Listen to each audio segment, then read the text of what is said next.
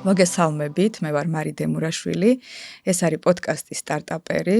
სტარტაპერი არის ბიზნეს პოდკასტი, სადაც ჩვენ ვსაუბრობთ მეწარმეობაზე, სხვადასხვა ბიზნეს გადაწყვეტილებაზე და გავცდით ინფორმაციას, როგორ შეიძლება, რომ ამ ინფორმაციის გამოყენება მოხდეს თქვენ საქმიანობაში, პრაქტიკაში, ბიზნესში, რომელიც გაამარტივებს თქვენს ყოველდღიურ ყოფას.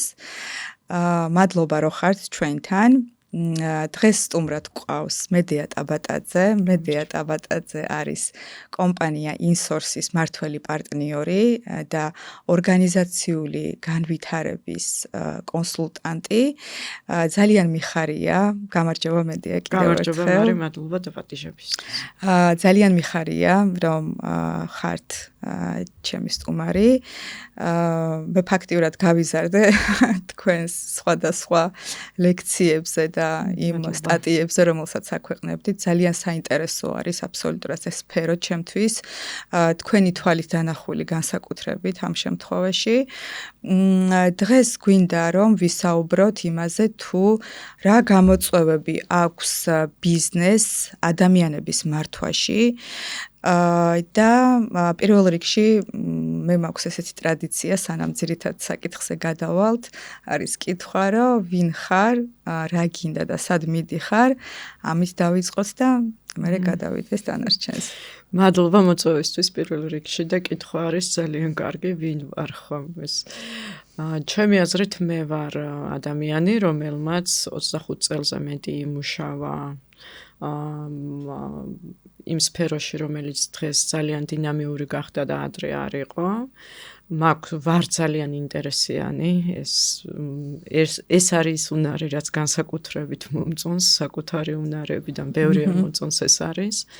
ასევე ვარ თავგადასავლების მოყვარული, ეს გულისხმობს იმას, რომ სხვადასხვა რაღაცები უნდა ვცადო და სულ არის რაღაცები, რაც აღმაფრთოვანებს, არის რაღაცები, რაც მბეზრდება.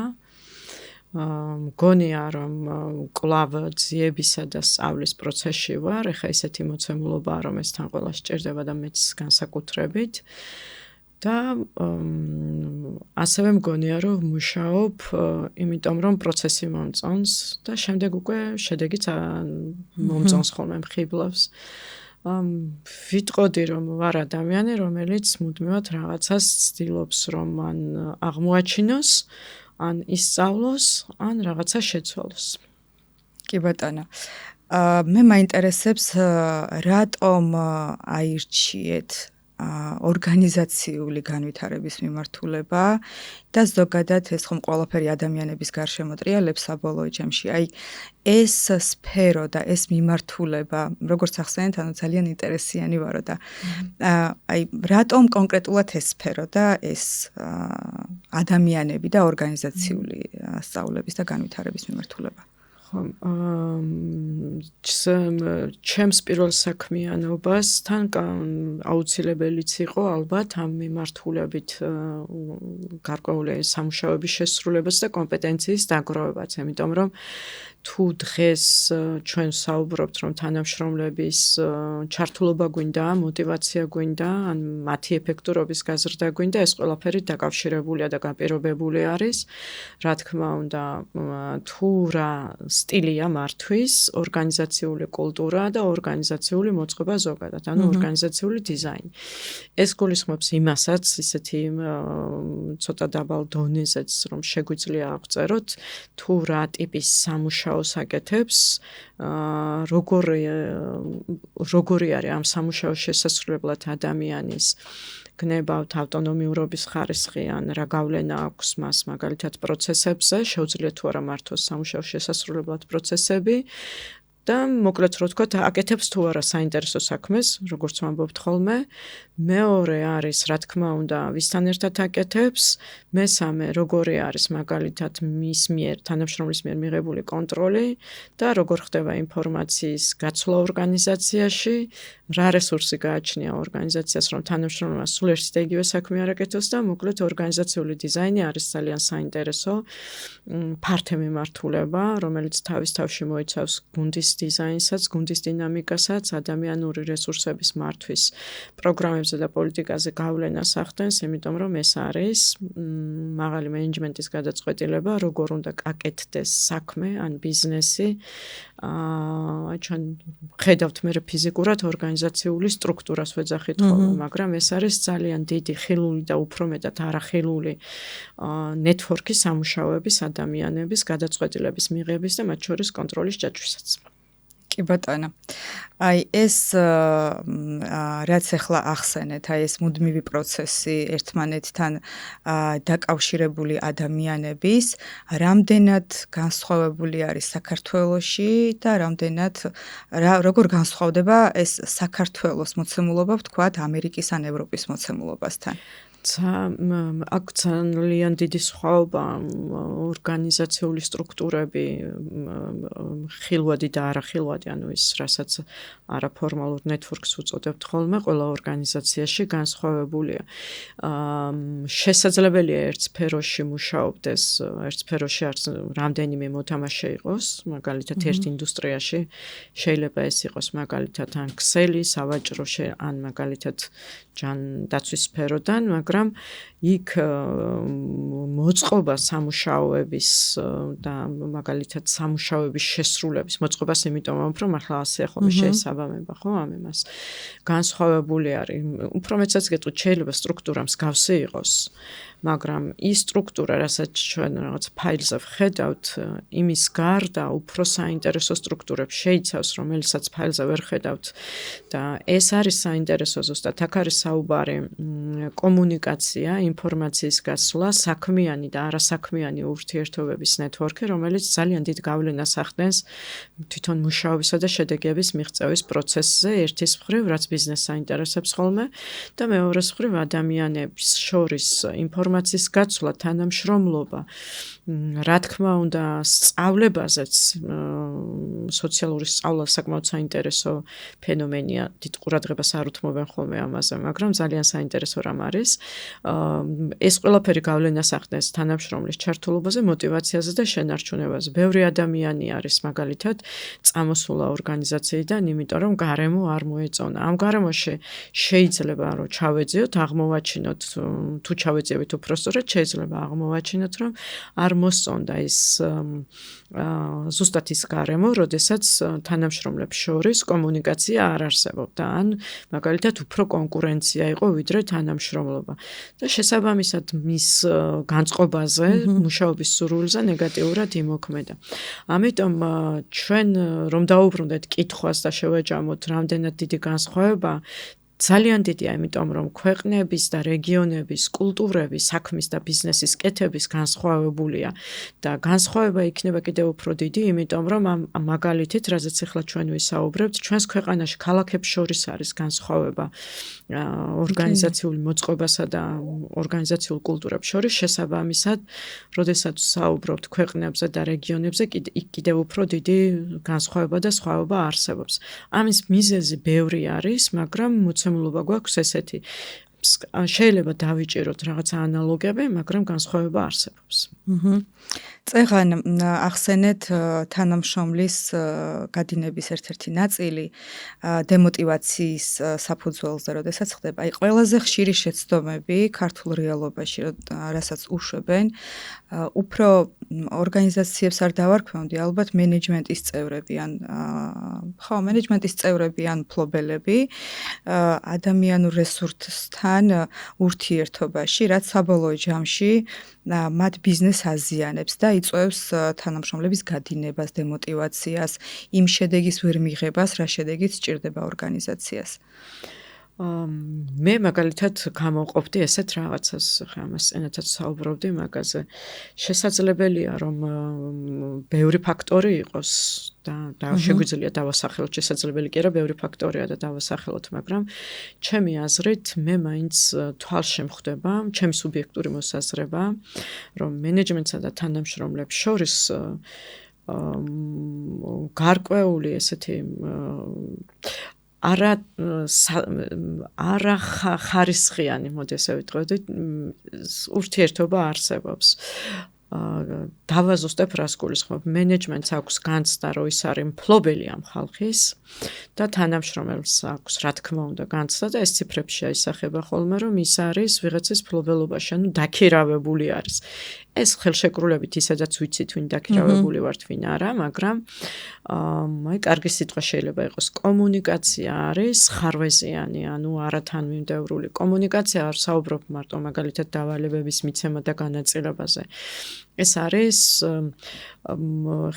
შესაბამის სიტყვას ვეძებ. ეს არის მაგალითად კომუნიკაციის ის არა ხილული ფონი, მაგრამ ადამიანები გრძნობთ, როდესაც გვექცევიან და გვესაუბრებიან როგორც ინდივიდს, ადამიანს, გვისმენენ როგორც თანასწორები, როდესაც ვამბობთ ხოლმე რომ მაგალითად გვაქვს დაფასებას მე ვეძახი ამას რომ მაინდა-მაინც შეიძლება კარგი ბონუსი ან ჯილდო კი არ მოგცენ ან სიგელი რომ კარგი თანამშრომელი ხარ არა უბრალოდ მოგისმინონ კითხვა დაგისვან გაითვალისწინონ რაღაცა რაც გვაინტერესებს ან თქვით და ზოგადად ერთი წინადადებაში ვიტყოდი როდესაც მენეჯმენტი თანამშრომელს აღიქვავს როგორც ადამიანს და მერე უკვე დაქირავებულს და თანამშრომელს. ესეთი მერე უკვე თანამშრომელსა და დაქირავებულებს.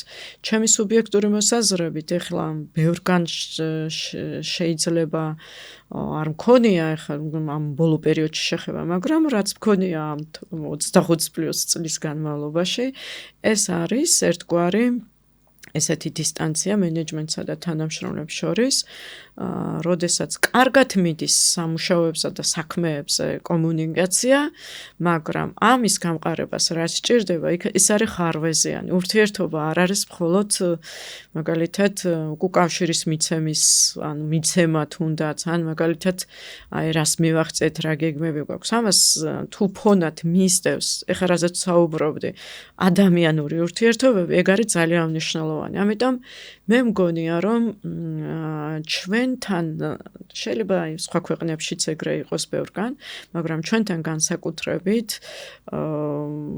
კაფიოთი გრძნობა ხოლმე ეს რომ მაგალითად არ ხდება თანამშრომლის ესე მოაზრება, ეს არის დაქირავებული თანამშრომელი და ეგ მე ბევრ გადაწყვეტილებაზე გავლენას ახდენს.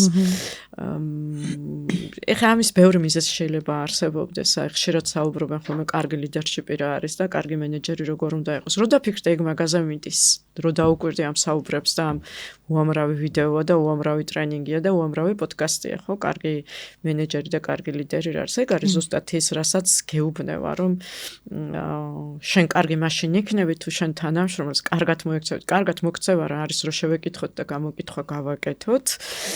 დარწმუნებით შემიძლია ვთქვა, რომ ყველა ის ადამიანი და განსაკუთრებით ის ადამიანი, ვინც რთულ სამუშაოს ასრულებს და ცოტა სუხდიან, ეს არის ის, რაც დაიჭერდა მათ და არა მხოლოდ მაღალი ხელფასი. მე ასე მგონი, არა მხოლოდ კიდევ ერთხელ ხაზგასმით აღნიშნავ, ანაზღაურება, რა თქმა უნდა, დღეს ასეთი რთულ პერიოდში ვერ წავართმევთ ადამიანებს და უნდა გქონდეთ, იმიტომ რომ არსებობა ბისთვის სჭირდებათ.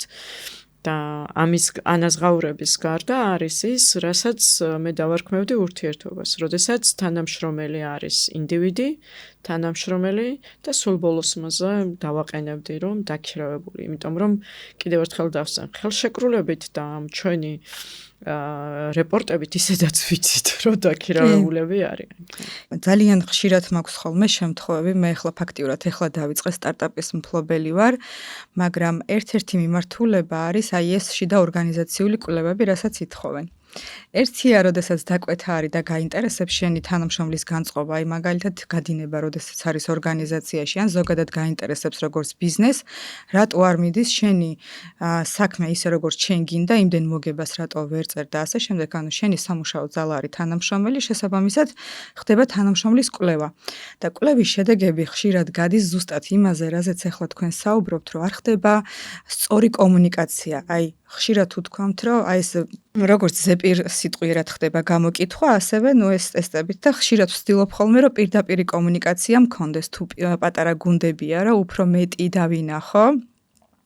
და ესე პირდაპირ იძახიან, რომ იცი რა არის, არ მელაპარაკება.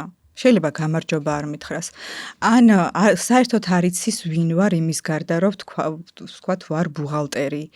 და როდესაც ამის ვთქვათ SWOT-ის ანალიზის სახით აწვდი ამას ორგანიზაციის ხელმძღვანელებს, უმეტეს შემთხვევაში არ ხდება ამის მიმღებლობა.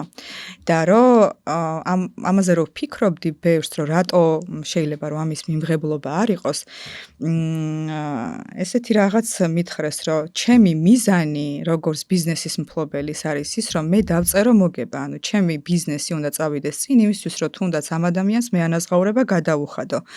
და იმდენად არიან ხშირ შემთხვევაში ჩართულები საოპერაციო პროცესში იმის ნაცვლად, რომ იყოს თქვათ რაღაც უფრო სხვა პროცესებზე კონცენტრირება, ან თუნდაც მაგალითად მართვის პროცესზე არის გადასული, რომ მე არ მრჩება დრო და არ ვეღარ ვფიქრობ იმაზე, ვიღაცას როგორ მივუდგე და ანუ ამას სჭირდება მოკლედ რესურსი და დრო, როგორც თვითონ ამაზე ამახვილებენ ყურადღებას. ჩემი გადმოსახედიდან ორ ნაწილად არის გაყოფილი ბიზნესი. ერთი არის ურთიერთობები და მეორე ნაწილი არის ეს ურთიერთობები, როგორ ახდენს ზეგავლენას საბოლოო ჯამში ბიზნესის მოგებას. ერთმანეთში არის გადაჯაჭვული.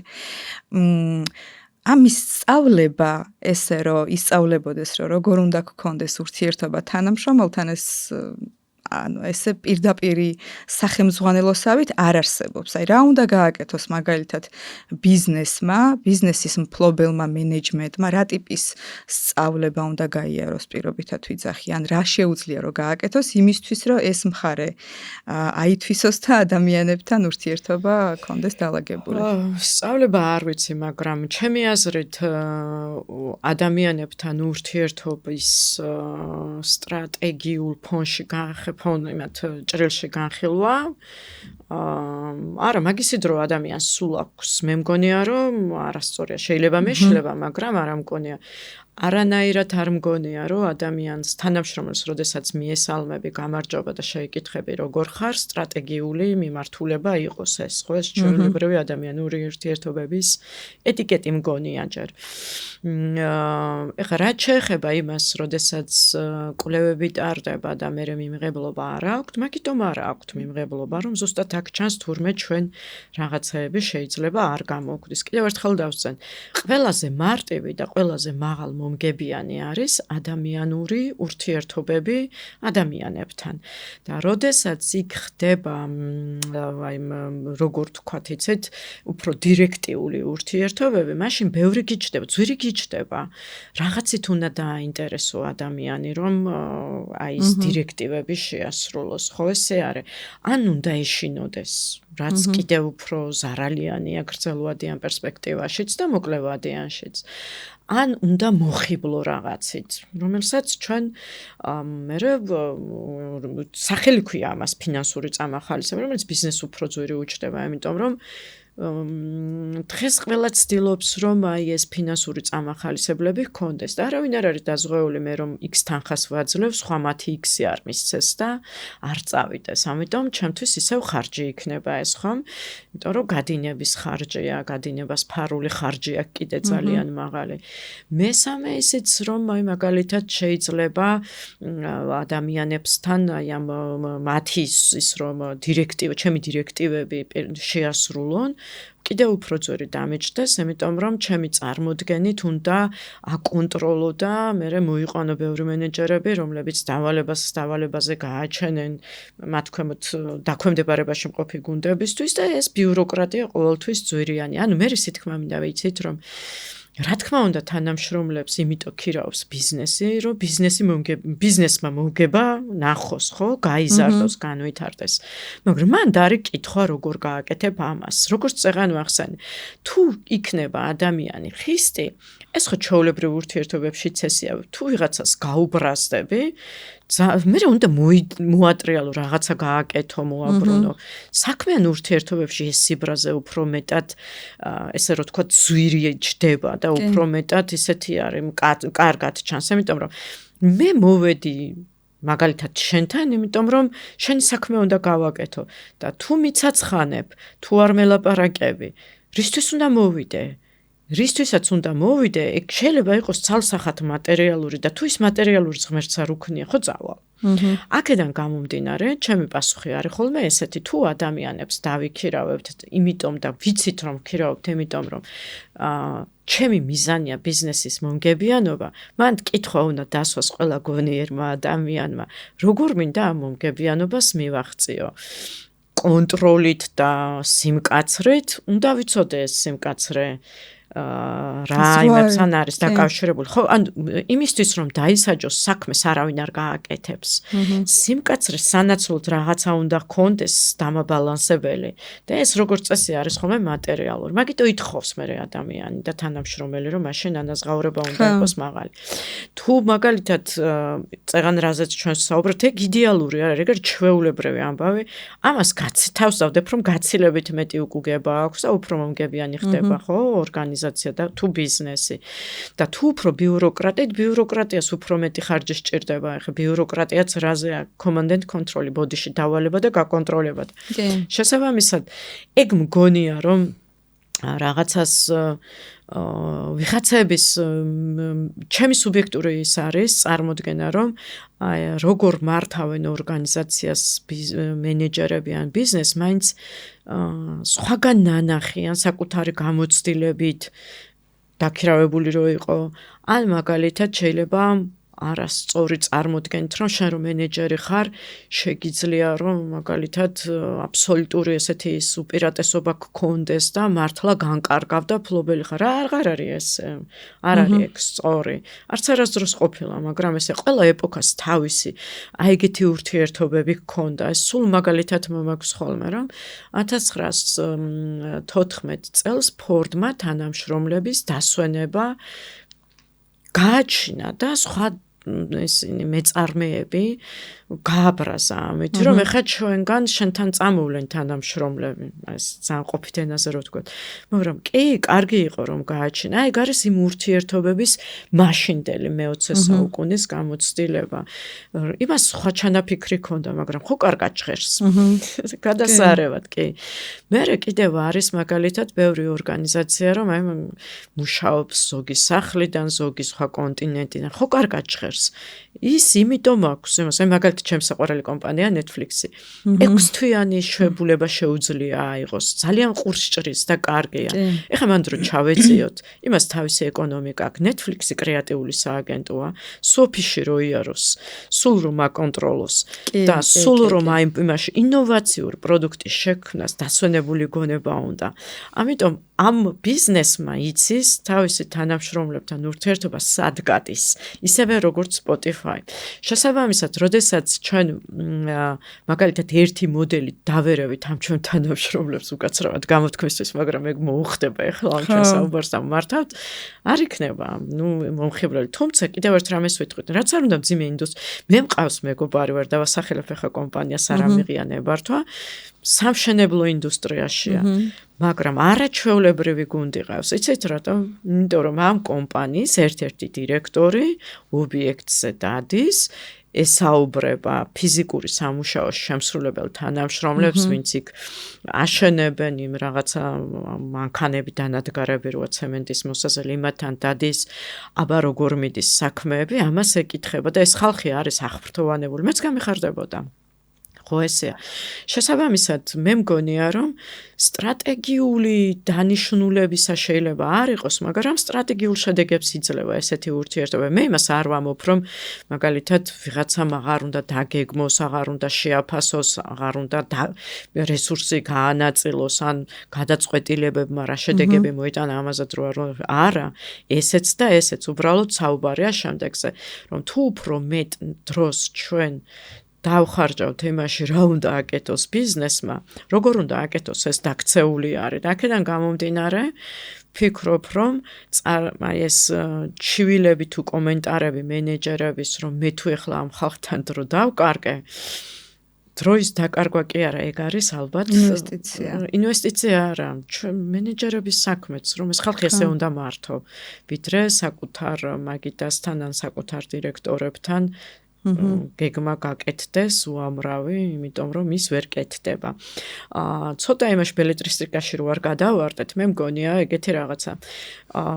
სასწავლი არ ვიცი რა უნდა ისწავლონ, მაგრამ დაფიქრება ღირს. შეუძლია ცადოს ნებისმიერმა ადამიანმა, რომ თუ ადამიანს დავალებას რომ მისცემს, მოიკითხავს როგორ კეთდება, კითხვას დასვამს როგორ მიდის, რამე დახმარება ხო არ სჭირდება, მე რაში შემიძლია დაგეხმარო, ამ კითხვას კვირაში ერთხელ მაინც დასვავს, უფრო გაუმჯობესდება თუნდაც გამოკითხვის შედეგები, ვიდრე მანამდე ჰქონდა. რა თქმა უნდა, ყველას მოსწონს, როდესაც აი ამ კომუნიკაციის პროცესშია თვითონ მენეჯერებსაც. ხო შეიძლება რომ წარმოვიდგინოთ და არიან ეგეთი ადამიანები, ვისაც არ აქვს თვლად დალხენილი ურთიერთობა დამფუძნებელთან და შესაბამისად ეს საკმაოდ კარგი მაგალითია და ინფორმაცია, რომ შენი პასუხისგებლობა ბიზნესი მომგებიანი განხადო, შესაბამისად თუ ბიზნესი მომგებიანი უნდა განხადო და გეგმა როგორ უნდა გაკეთდეს და ეს ყველაფერი უკვე რთულად მიღწევადია და ძვირიც გიჯდება პირდაპირ ამ სიტყვის მნიშვნელობით. ხო არ არის რაიმე ისეთი, რაც იმ კვლევებში ამოდის, რაც შენ ახსენე, ან შეიძლება კვლევა არ ჩაატარო, მაგრამ ხო არ შეიძლება დაფიქრდე, როგორ ამუშავებ ამ ხალხს.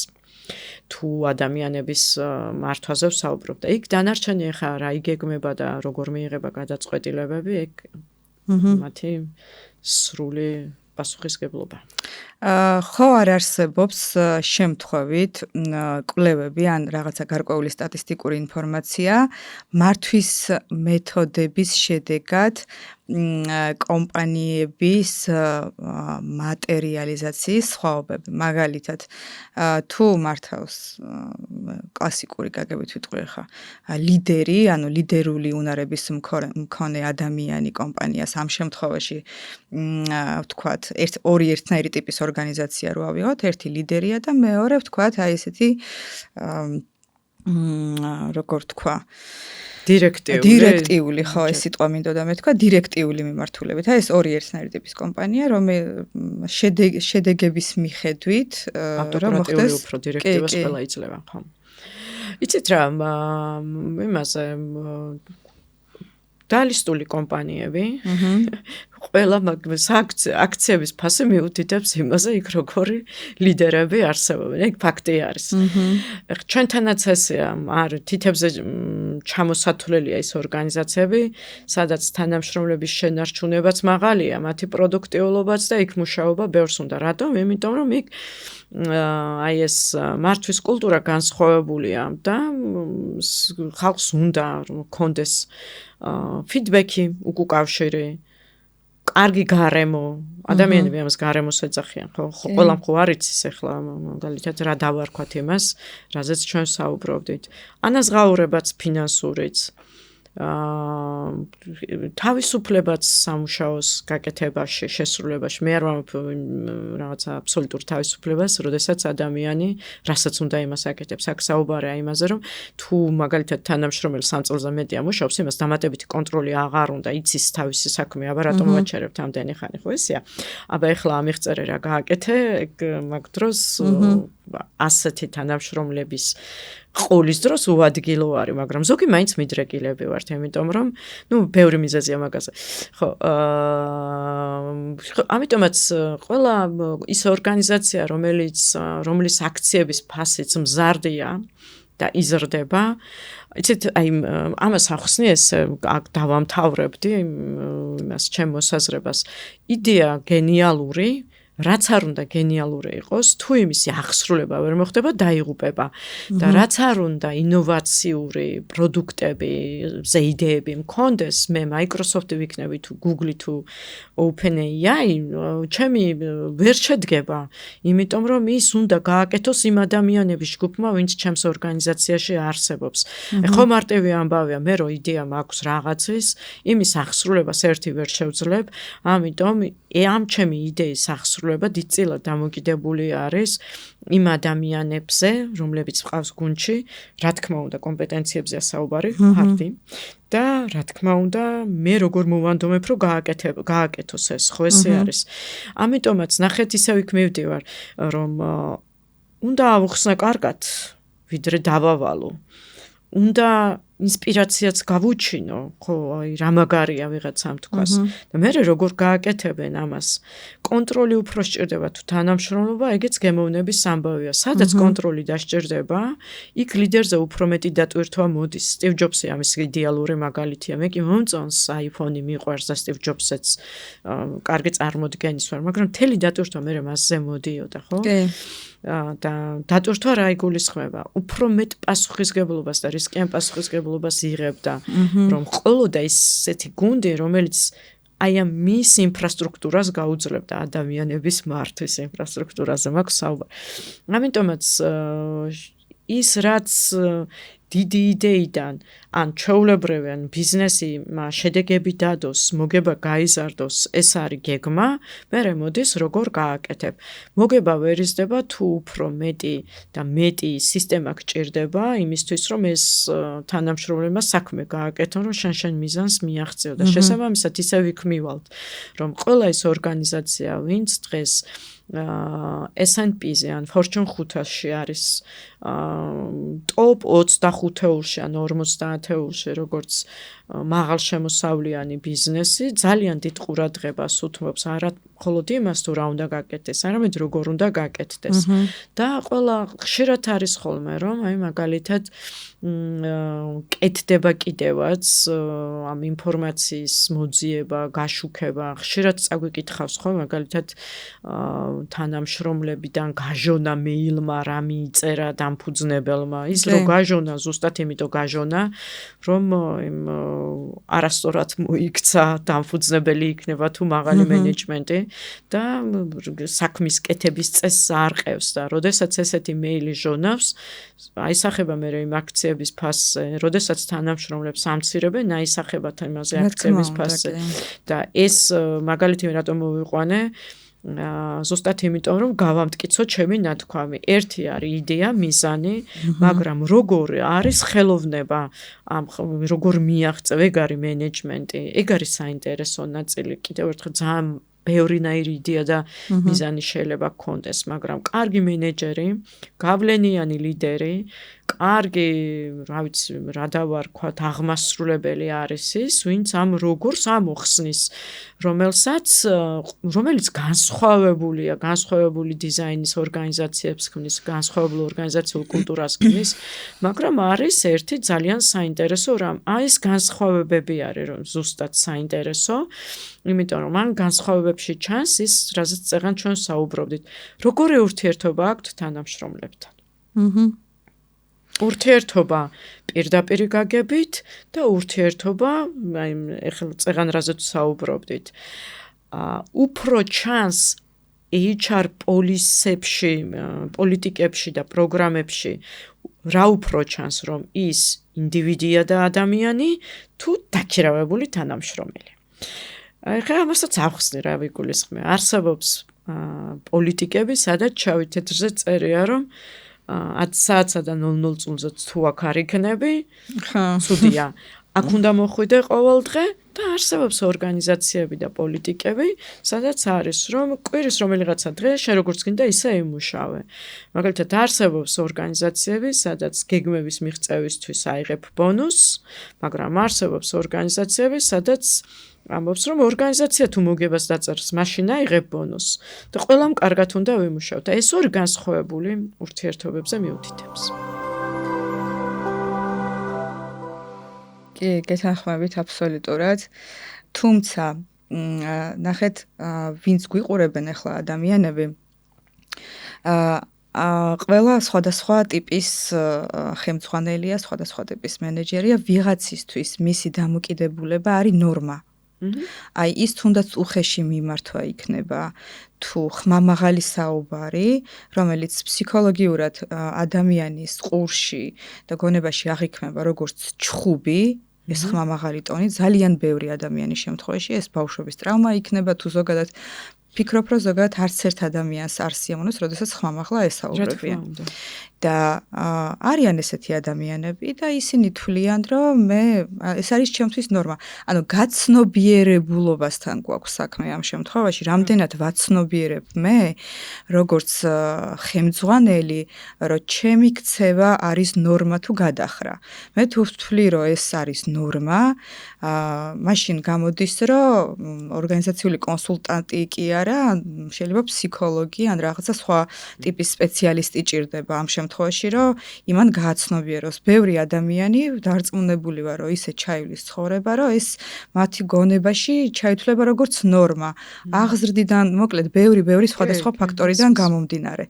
და მე ამას ცოტა zoom out ვუკეთებ, როდესაც ვუყურებ კომპანიის მფლობელებს, იმიტომ რომ ხა ძირითადად მაქვს შეხება მცირე და საშუალო კომპანიების მფლობელებთან, ვინც არის აი ამ რაღაცა გამოწვევების წინაშე და ვერ ხვდებიან, რომ აი ეს კომუნიკაციის ნაწილი არის მაგალითად პრობლემა, რომ შენ მუდმივი გადინება გაქვს, ის რომ შენ მხოლოდ მატერიალური ის გაქვს, რა ქვია, წახალისება გაქვს და არამატერიალურ მიმართულებაზე მაგალითად არ ფიქრობ, რომელიც ასევე მნიშვნელოვანი არის და ვუხდი და რატო არ მუშაობს. ანუ ყველაფერს ვუკეთებ და რატო არ მუშაობს და აი ამის გაცნობიერების ნაწილი ხშირად აი ეს ეგოს ეწირება ბევრი ბიზნესი. მე ესე ვფიქრობ, იმიტომ რომ იმის მიუხედავად რომ ვხედავ, რომ ჩემი ქმედება აზიანებს ჩემივე ბიზნესს და თვალში არ ვუყურებ ამ ჩემს შეცდომას და ვაგრძელებ ზუსტად იგივენაირად, იმიტომ რომ მე ეგო მაქვს მაღალი. ეს ხომ არ არის დამღუპველი ჩვენ შემთხვევაში ამას გულისხმობ. თქვენ იმარის კითხვა, თქვენ კითხვას პასუხივე თქვენვე გაიცეთ, მაგრამ კიდევ ერთხელ ჯერ ერთი რო ეგო ყველას აქვს, მაგრამ თუ ორგანიზაციაში დამფუძნებელს ან ხელმძღვანელს მიაჩნია, რომ ჩვეულებრივი ამბავია, რომ უნდა დაუყიროს, მას დასჭირდება დიდი ძალისხმევა მოძებნოს ესეთი ადამიანები, რომლებიც ამ დაყვირებას ასევე ნორმად მიიჩნევენ. წინააღმდეგ შემთხვევაში გადინება ექნება. გადინებას აქვს გარდა იმისა, რომ დიდი ხარჯი და ახსნე, გარდა იმისა, რომ ყოველი მომდევნო დაქირავება უფრო ძვირი უჩდება ორგანიზაციას, უფრო ძვირი უჩდება. თვეში ერთხელაც რომ იყოს, უფრო ძვირი უჩდება პირდაპირ და ირბი გაგებით, იმიტომ რომ პირდაპირ შეიძლება ვიღაცას უხდი და 800 ლარს, მაგრამ ვეღარ მოძებნის ერთი თვის შემდეგ და მინიმუმ 900-ის გადახდა უწევს, ეს ხო უკვე ხარჯია. მეორე, ვიდრე მოძებნის და ის ადამიანი მოვა და სამუშაო შესრულებას ისწავლის, არსებული თანამშრომლების პროდუქტიულობას აყანყალებს, იმიტომ რომ დატვირთვა აქვთ ბევრი და ხარისხი აუცილებლად რაღაცაზე გაფუჭდება.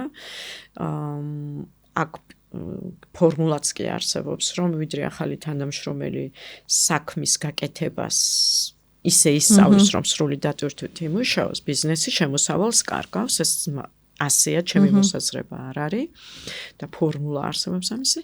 მესამე არის ის საინტერესო ხარჯი, რომ ნებისმიერი ორგანიზაცია, საიდანაც თანამშრომლები ხშირად მიდიან, ამაზე ყველა მიცის.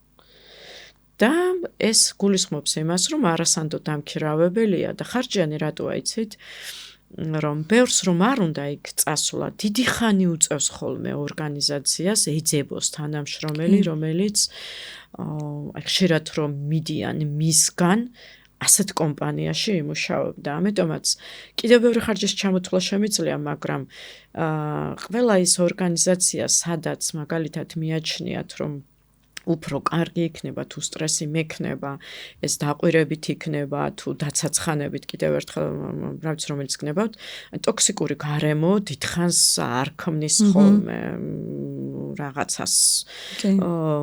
ჩემი აზრით, ეხა კითხვა რაც თქვენ დასვით, მაგრამ რომ აი ხო არ კარგავს, რა თქმა უნდა, კარგავს ახლაც და მერეც უბრალოდ მან არის ერთი მომენტი, რომ გონია, რომ აი ამ ადამიანების დაკარგვის გამოწვეული ხარჯი არც თუ ისე კარგად და ყურადღებით დაუთვლიათ, თორემ დარწმუნებული ვარ მიაგნებდნენ და მე კითხვას დასვამდნენ, მას როგორ მოვიქცეთ.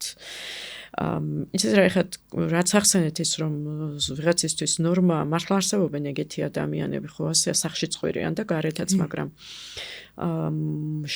გამოსავალი ყოველთვის არსებობს. მე მგონია რომ ყველა ის ადამიანი, რომელიც მიიჩნევს რომ ეს ნორმა, როდესაც თავისი საკუთარი თვალით ნახავს რომ ეს ნორმა აღარ არის, მერე დაიწყებს ფიქრს გამოსავალზე, მანამდე ასე იქნება.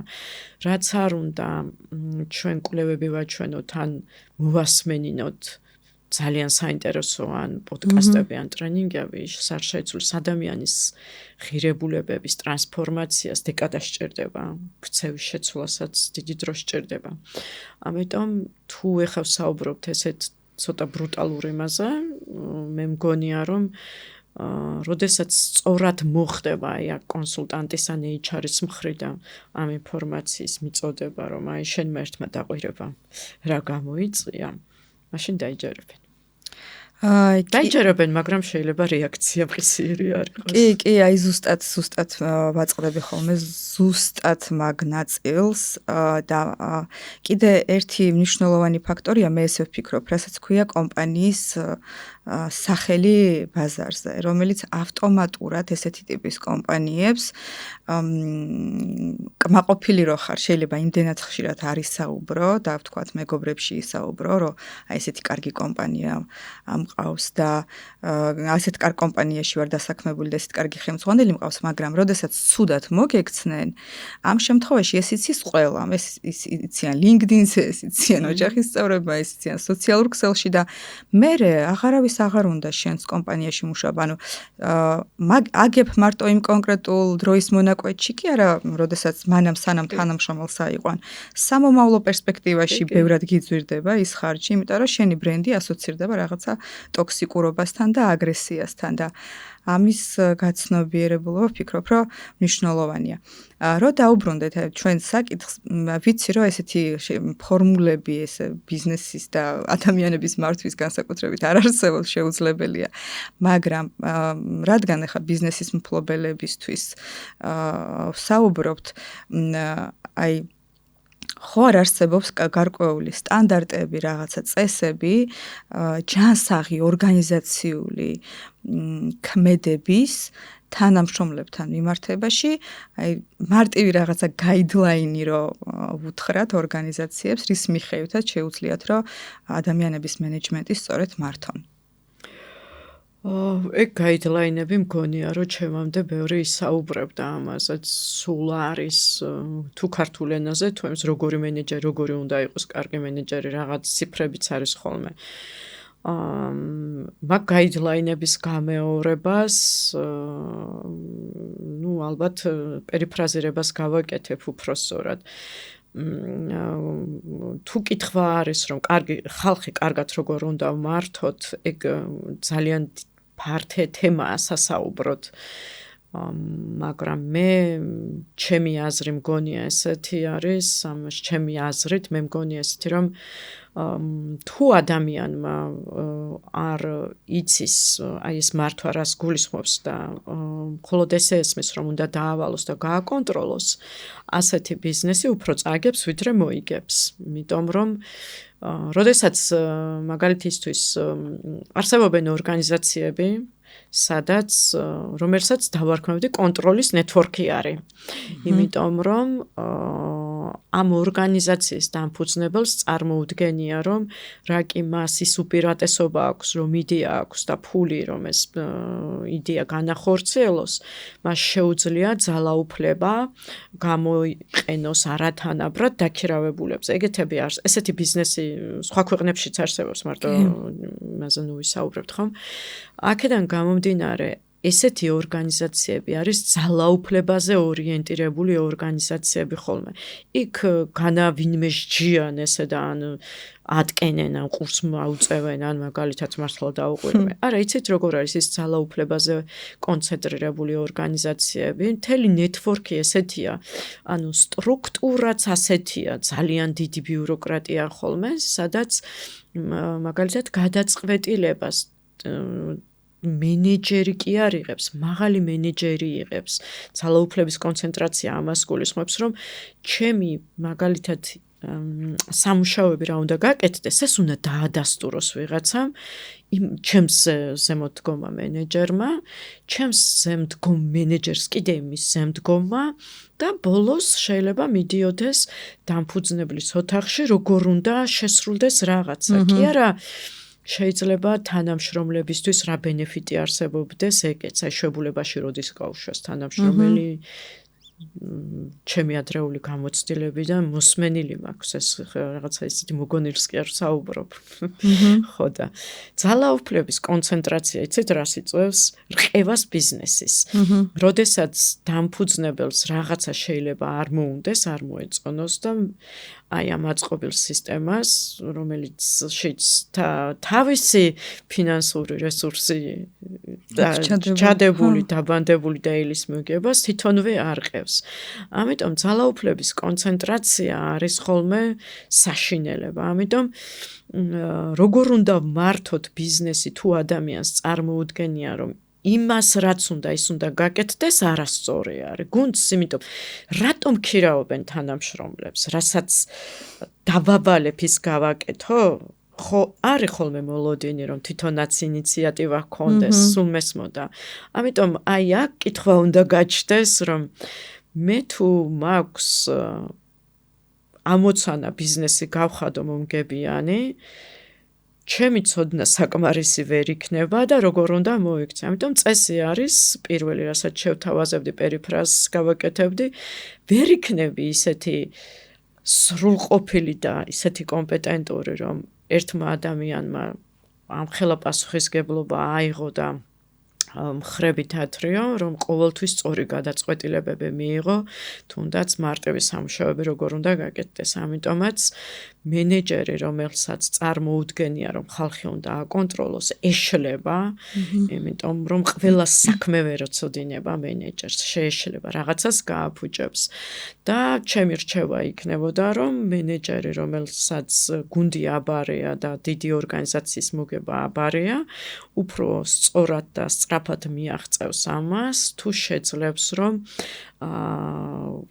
დააბალანსოს გაკონტროლება, უფრო მეტად გაანაწილოს, მოისმინოს და უკავშირი მისცეს რა ელოდა სხვანაირად, ვიდრე მისი ხედვით გაკეთდეს საქმეები. მკაცრი მენეჯმენტი უფრო რისკიანია, ესე ჩემი რჩევა იქნებოდა ამ სხვადასხვა ვიდეოებიდან გამომდინარე და სიმკაცრე გააჩნია კიდევ რას უწოდებენ ადამიანები. ახლა კიდევ ერთხელ ტოქსიკური გარემო ძალიან რისკიანია და არყევს და ანგრევს ბიზნესს, ზედმეტად პოზიტიურიც ასევე რისკიანია და ეგეც არყევს და ანგრევს. სხვათა გრძელვადიანად გამოჩნდება ხოლმე, რომ ჯერ ერთი არ არსებობს ეგეც სუპერ პოზიტიურის, ძალიან რთული არის მენეჯერმა. კი, წარმოუდგენელია, მაგრამ ეგეც უკიდურესობა მგონია. მეორე კიდევ რაც შეიძლება ამ იმიდან, ხა როგორი უნდა იყოს ეფექტური მენეჯერით, რა გაიდლაინები არსებობს, სწორი ღირებულებების მქონე გუნდი. სწორი ღირებულება არ ეფიქროს ვინმე, ის რაც ადამიანის უფლებების დეკლარაციაში წერია, ესეთი უნდა იყოს. სასურველია, მაგრამ თუ მენეჯერს აწეღან რაზეც საუბრობდი, მიაჩნია, რომ ადამიანების მართვა და ადამიანებთან ურთიერთობა არის ის, რომ ღია კომუნიკაცია გქონდეთ, ყველამ ერთად იმუშაოს, ერთად რომ მუშაობენ, ამის განცდა გქონდეთ, არ შეიძლება ადამიანის მაგალითად დაჩაგვრა ან მისი სამუშაოს დაუფასებლობა ხვდებით, ასეთი ღირებულებების გუნდი უნდა შექმნას და ეს არ არის მარტივი ამბავი. გუნდის შექმნა დაქირავებიდან აი ამ კომუნიკაცია და გუნდის დინამიკის შექმნა შენარჩუნება რთული პროცესია, მენეჯმენტი ეგეც არის. ამიტომაც მე მგონია, რომ ძალიან კარგი არის მენეჯერებს გააზრებული ჰქონდეთ როგორი, რაც მიაჩნიათ, ხომ, რომ ასე უნდა უმართოთ, ეს რაზე გადის, რა ქმედებებზე გადის. და ასეთი გუნდის წევრები მოძებნონ. ამას ახლა მაგალითით ახსოვე. მაგალითად წერან რომ საუბრობდით ის ნეგატიური გამოცდილება ვიღაცას, როდესაც უყვარს რომ დაუყვიროს. ყველა ის ადამიანი, რომელიც ასეთი მენეჯერთან აღმოჩნდება და გაჩერდება, არის ისეთი, ვისთვისაც ასეთი სიმკაცრე მისაღებია. მაგნაირი ადამიანების მოძებნა დროს მოითხოვს. შეიძლება მე ძალიან მომწონდეს, მაგალითად დიდი კარგ ორგანიზაციაში ადამიანი რომ მუშაობს და მინდა რომ ის ჩემი გუნდის წევრი გახდეს.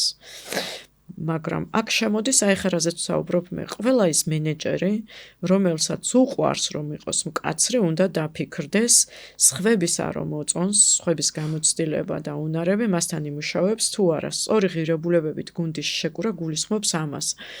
მე რა ჯერა და თუ სხვების არა მომწონს ერთმანეთთან კავშირშია თუ არა.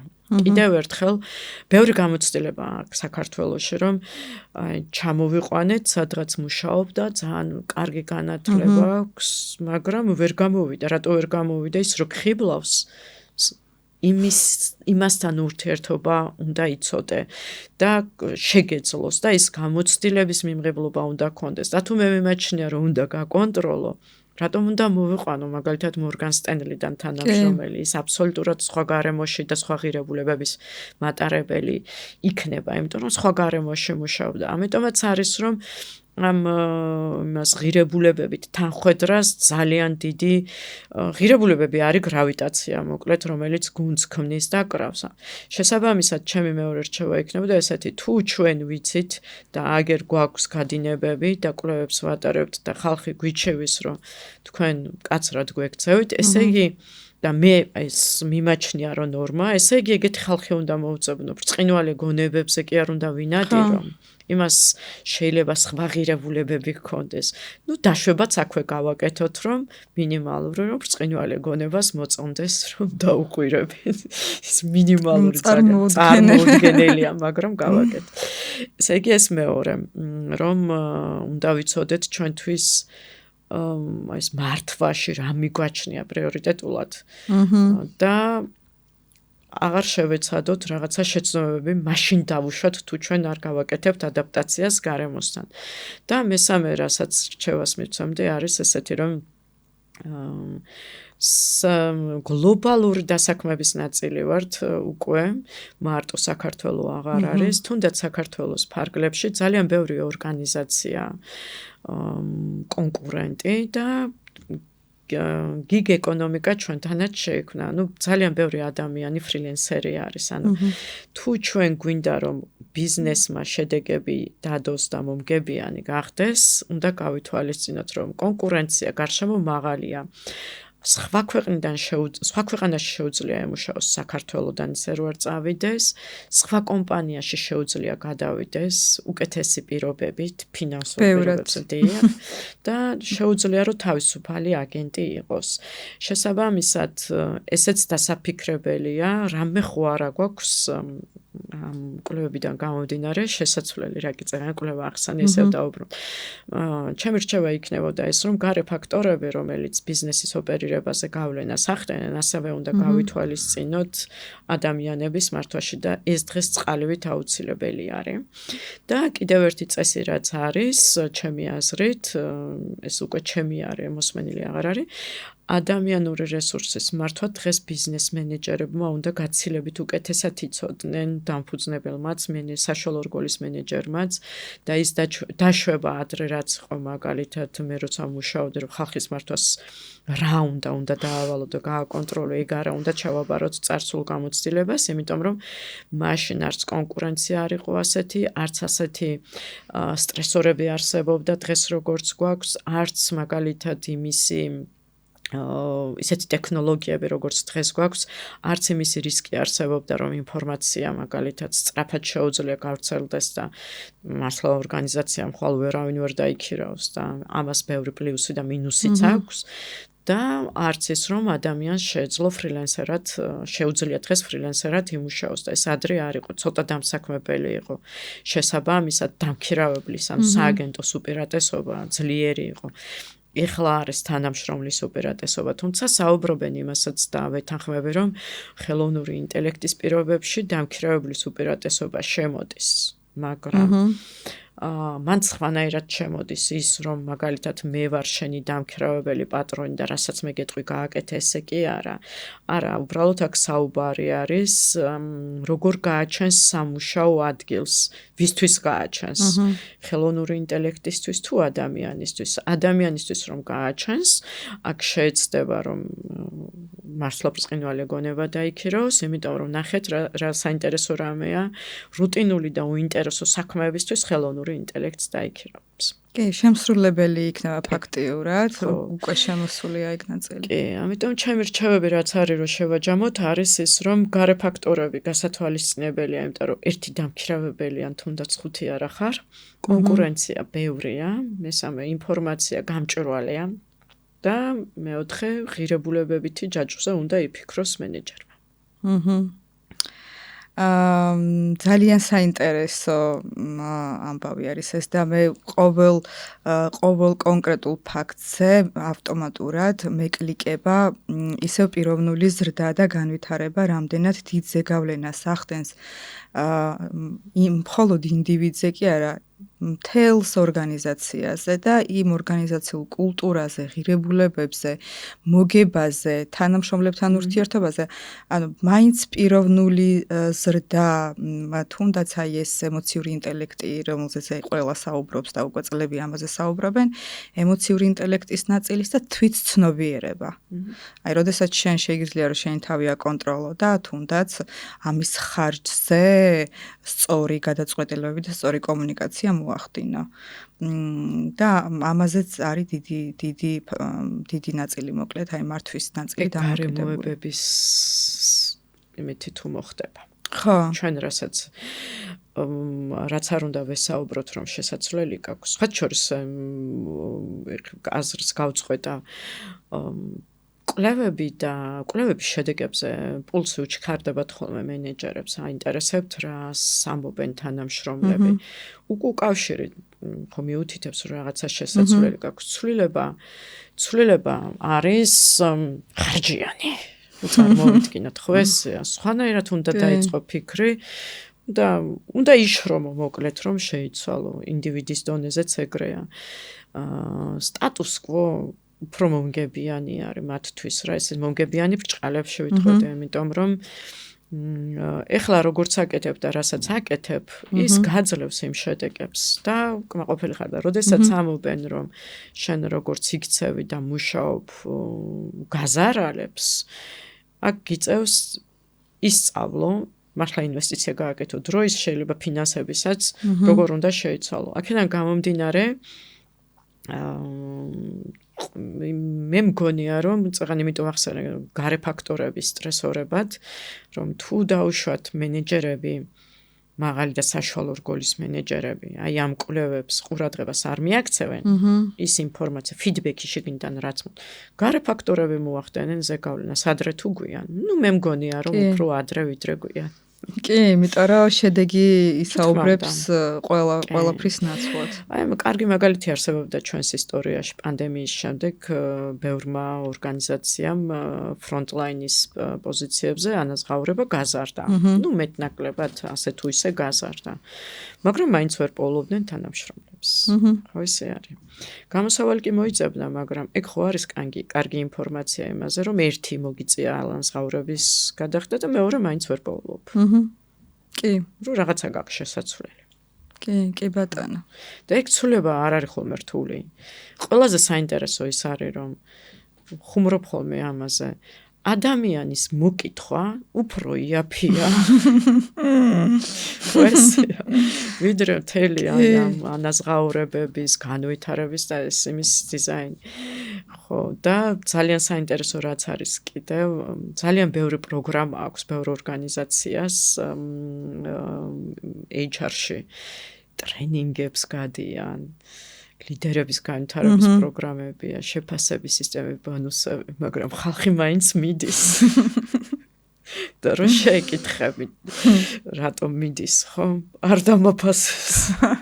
ეგეთი ამბავი. ამ ხელა ინვესტიცია ჩავდე და მაინც არ დამაფასეს. აი, არ დამაფასეს, ამიტომ თანამშრომელი მინდის, რომ უფრო მეტი განვითარების საშუალება შესთავაზა ვიღაცა სხვამ და რომ შეეკითხებიეს განვითარების საშუალება რა არის ეს რომ სთავაზობენ თანამდებობას სხვას საქმეს იქ ანაზღაურებაც არის რა თქმა უნდა ბევრი არის ეგეთი გადინებები მაგრამ განვითარების ახალი საშუალება რაც არის ნაკლები კონტროლზე მიდის სრული პასუხისგებლობით ვაცხადებ ამას იმიტომ რომ მომიკითხია ეგეთი ბევრი რომ აი მე დავგეგმავ მე მივიღებ გადაწყვეტილებას ესეთ რაღაცებს პასუხობენ ხოლმე ნაკლები კონტროლისთვის მიდის და იქიდან უფრო მეტი ნდობის კრედიტი ჩანს ამიტომ მიდის მე ვფიქრობ რომ ჯერ ის რომ პარადოქსულია ის ნაწილი რომ შეიძლება 5 უნივერსიტეტი და 5 ხარისხი გქონდეს და საბოლოო ჯამში მაინც გადინება გქონდეს კომპანიიდან იმიტომ რომ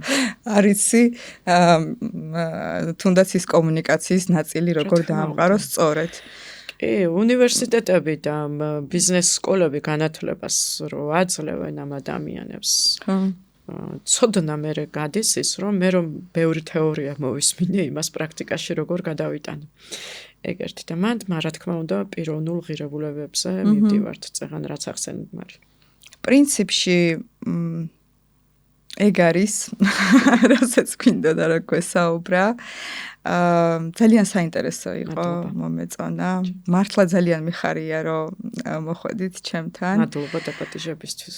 ხო, ვფიქრობ რომ გამოადგებათ როგორც დამწყებ მეწარმეებს, ასევე არსებულ მეწარმეებს. იმედია რომ ძალიან არ დაგატრიგერათ ამ ამბავმა. არა, მე მაინც ჩვენსაც გავიმეორებ თანამშრომლის მოკითხვა, მოსმენა, უფრო არაფერი არ უდგას წინ, რაც არ უნდა გაბრაზებული იყოს მენეჯერის ხათაშორის, ჩემი გულწრფელი რჩევა. რაღაცაზე იმდენად განსხვავებული ემოცია ექნება, რომ დავუშვათ ვიღაცამ რაღაცა გააფუჭა, ხო? ვიდრე ყვირილამდე მივა. ჩაისუნთქე, ამოისუნთქე. ვიდრე ყვირილამდე მივა საქმე, ხე ყვირილი ხუმრობთ, რა თქმა უნდა, მე და მარი, მაგრამ ვიდრე გაბრაზებამდე მივალთ და მკაცრ შენიშვნამდე ну, მეც მქონია ის პერიოდი, როდესაც მკაცრი და მწარენად საუბარე, მაგრამ როდესაც შეეკითხები, რომ რატომ და როგორ, ხო არ ფიქრობ, რაიმე ყოფილა ისეთი, რაც ჩვენი ეს შეცდომა ჩვენი ბრალით იყო, უფრო უკეთეს შედეგებს იძლევა. და თანამშრომლებთან ურთიერთობა და კომუნიკაცია გაცილებით უფრო მეტ შედეგს იძლევა მე-12 საუკუნეში რუსთაველმა აუდიტორიაში სტუდენტებთან ხუმრობ ხოლმე გველსახვრელით ამოიღოს ენატკბილად მოუბარე არ არსებობს მოცემულობა არ არსებობს სფერო არ არსებობს პროფესია სადაც კომუნიკაცია მნიშვნელოვანი არ არის შეიძლება არა ვარ მე დახელოვნებული კომუნიკაციაში მაგრამ ის ნამდვილად ვიცი რომ ადამიანთან როგორ ხარ და ის ძალიან მნიშვნელოვანია თანამშრომლობისთვის და ურთიერთობისთვის. დღეს განსაკუთრებით, იმიტომ რომ თითქმის ყველა გაჯეტზე ვართ, ელექტრონულ მოწყობილობაზე ვართ მიჯაჭვულები და ადამიანურ ნებთან და ადამიანურ კომუნიკაციას გაცილებით მეტი ფასი ედება დღეს.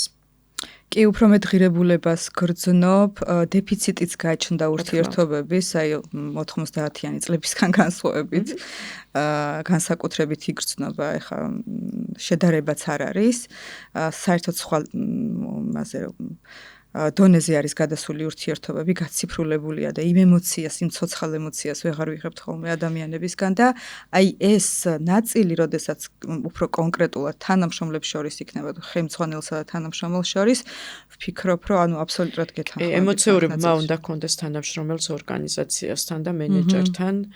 ეს არ უნდა იყოს მარტო საქმე, წინააღმდეგ შემთხვევაში, როდესაც ემოციური ბმა არ აქვთ, მაგიტო არის ხოლმე LinkedIn-ზე ხდება ხშირად რაღაცები და ამას ვერავინ ვერ შეაჩერებს, ერთის მხრივ მართლა ძალიან საინტერესო ფენომენია და როდესაც თანამშრომლები გრძნობენ, რომ მენეჯერები არ ენდობიან, იქ არ გაჩერდებიან. და როდესაც მენეჯერი თანამშრომელს არ ენდობა, მენეჯერმა მთელი სისტემა უნდა შექმნას და ამაში გააკეთოს მერე ინვესტიცია და ხარჯი გაზარდოს. ხო, ფული უნდა ჩადოს იმაში, როგორ უნდა საკონტროლებელი მექანიზმების შექმნაში და თუ ამას წაიღებ და თანამშრომელთან გექნება საქმიანი ურთიერთობა, ფორმალური და არაფორმალური ის, რაც გვაქვს ხოლმე მაგალითად ჩვენს კოლეგებთან და არა დაქვემდებარებულებთან უფრო მომგებიანი სტრატეგია. კი, ნამდვილად და უფრო ნაკლები გვიჭდება ვიდრე დირექტიულობა, არა უფრო ეს ავტორიტეტული მიმართულება, ასე რომ არსებობს ძალაუფლებაზე ორიენტირებული და კონცენტრირებული კულტურები. მე რაც თქვი, რომ უნდა გაკეთდეს. რომლებს სადაც საოპერაციო ხარჯები ძვირია, მაღალია. ყველა შემთხვევაში ეგრე იქნება, კი. ბიუროკრატია სჭირდება, ბიუროკრატიული სისტემა ხარჯიანია. კი, იცით რა არის, მე ყველაფერს უყურებ ორი მხრიდან. ანუ არსებობს ორგანიზაციები, მაგალითად, ეხლა ბიუროკრატიას რადგან შევეხეთ, ორგანიზაციები, სადაც ბიუროკრატიის გარეშე ცოტა გართულდება და დიდ ორგანიზაციებზე მაქვს საუბარი, ეხლა გიგანტები რო არიან, აი იქ ცოტა ჩემთვის წარმოუდგენელი. შეიძლება მე არ ვიცი მართვის მეთოდი, რომელიც გიგანტებს სხვანაირად მართავს. მაგრამ ცოტა წარმოუდგენელია ჩემთვის. თუმცა ის ადამიანური დამოკიდებულება, ადამიანური ურთიერთობები, ვფიქრობ, რომ არ აქვს მნიშვნელობა როგორი ტიპის ორგანიზაცია. ბიუროკრატია არსებობს ყველგან უბრალოდ, ბიუროკრატიას ჩვენთან აქვს ცუდი აღქმა, მაგრამ ბიუროკრატია ჩვენ რა გაგებითაც საუბრობთ, ეს არის მაქსიმალური კონტროლი თანამშრომლისა, თორე ისე ბიუროკრატია ყველა ორგანიზაციაში არსებობს და მაგის გარეშე არ ამგონია რომ თვითმართვადი გუნდები და თვითმართვადი გუნდების ქსელი ორგანიზაციები ძალიან ცოტა არის. მაგრამ ძალიან საინტერესო არის. ეს არის უმენეჯერო კომპანიები. აი რო წარმოვიდგინოთ, სადაც მართლა არ არსებობს ბიუროკრატია. ერთ-ერთი არის მაგალითად სემკო, ბრაზილიული ტუმბოების, გემის ტუმბოების მწარმოებელი, ნავთობის ამოსატუმბი, რაღაც დანადგარების, მძიმე ტექნიკის მწარმოებელი კომპანიაა თან. მაგნაირი არის მეორე, აგერ ფეხსაცმელების მწარმოებელი ზაპოსი, ზინგა მე მგონი ესე ქვია სახელი, თამაშების აპლიკაციების მწარმოებელი. და ამნაირი ორგანიზაციები ცოტა იმიტომ არსებობს, რომ ისტორიულად მენეჯერსა და დამქირავებელსა და დაქირავებულს შორის ისტორიულად ადამიანის უშრომობს დაქირავებას ძველი წელთაღრიცხვითაც ვნახავთ პირამიდები ხო დაქირავებულებმა ააშენეს ხო ხო ხა რო წამოვყვეთ აქედან ბევრნაირ ურთიერთობას ვნახავთ მაგრამ ჩვენ მე-20 საუკუნიდან გამოვყვეთ ისევ რომ მენეჯერებს ყოველთვის აქვთ ტენდენცია რომ მისი მენეჯერობა მას გარკვეულ სიმტკიცეს და უფლებას აძლევს რომ დავალების მიმცემიც იყოს და გამკონტროლებელიც. მაგრამ რაც უფრო გაიზარდა კონკურენცია, განვითარდა ტექნოლოგიები, ბაზრები, გაჩნდა ეკონომიკის ახალი მოდელები, აი ეს მენეჯერის აი ამ იმას რა ქვია თავდაჯერებულობამ სხვა შინაარსი მიიღო და ჩვენამდე მოაღწია ისეთი ფორმით, რომ არსებობენ, ეხლა როგორც საუბრობთ, ორგანიზაციული კულტურები, ეხლა რაზეც საუბრობთ უпростоრად, არსებობენ ორგანიზაციული კულტურები ძალაუფლებაზე კონცენტრირებული, არსებობენ ორგანიზაციები, სადაც შედეგზე ორიენტირებული კულტურა, არსებობენ ორგანიზაციები, სადაც მაგალითად ურთიერთობაზე კონცენტრირებული კულტურა, ადამიანებზე ან მონაწილეობით მმართველობაზე. აქედან გამომდინარე, აქაც ყველგან ადამიანი მენეჯერის თავდაჯერებულობა აუცილებელია, უბრალოდ სხვადასხვანაირი ფორმები აქვს. მაგალითად, ეხლა ჩვენ თუ უმენეჯერო კომპანიებზე ვსაუბრობთ, ეს რადიკალურად განსხვავებული მოწყობა, სადაც ნებისმიერი ადამიანი მენეჯერია და მან იმხელანდობის ქსელია მაგას სხვანაირი მოწყობა და სხვანაირი სტრუქტურა და საფუძველი აქვს, სადაც თავშევა. თუმცა ძალაუფლებაზე ორიენტირებული კულტურიდან გარდაქმნა მისმა მენეჯერმა 80-იან წლებში, ხო? და ეხლა ჩვენი ის გამოწვევა რაც არის, ეხლა ჩვენ გავდივართ ესეთ ზღვარზე. გვაქვს ინფორმაცია რომ არსებობენ რაღაცნაირად კარგი ორგანიზაციები, მაგრამ გვაქვს გამოცდილება, ვაგროვებთ ეხლა ამ გამოცდილებას, როდესაც მენეჯერს და მენეჯმენტს მიაჩნია, რომ მან უფრო ბევრი იცის და მას როგორც უნდა ისე უნდა გაკეთდეს. ეხლა ამ მოცემულობაში ვართ. ერთის მხრივ ეს გამოცდილების ამბავი არის. ჩვენთან ბიზნესები არ არის დიდი ხნის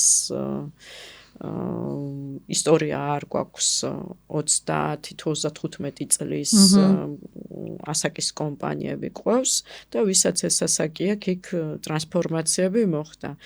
და ვისაც არა, ეხლა იქმნებიან 5 ან 6 წლის წინ, იქ ნელ-ნელა ეს გამოცდილება დაგროვდება. ადამიანები ერთმანეთისგან სწავლობთ. კი, ნამდვილად ეგრე არის. ბევრი ფაქტორი ახდენს ზეგავლენას და კარგი აქცენტი გააკეთეთ ახლა ამ შემთხვევაში, იმიტომ რომ აქვს მნიშვნელობა ვადასაც, აი წლებზე რომ კი, გამოცდილებას და იქ კიდე სოციალურ, პოლიტიკურ და სხვადასხვა ფაქტორებზეც არის დამოკიდებული, ხო? მძაფრად.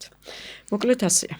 ხო, მადლობა კიდევ ერთხელ იმისთვის რომ მოხვედით ჩემთან. საინტერესო საუბარი იყო. მე კიდე შეგახსენებთ რომ გთხოვთ გამოიწეროთ სტარტაპერი პოდკასტი. გაუზიაროთ თქვენს მეგობრებს თუ თქვენთვის საინტერესო იყო არსებული კონტენტი და ასევე დაგვიწეროთ თქვენი აზრი პოდკასტთან დაკავშირებით. ეს ჩვენთვის ძალიან მნიშვნელოვანი არის.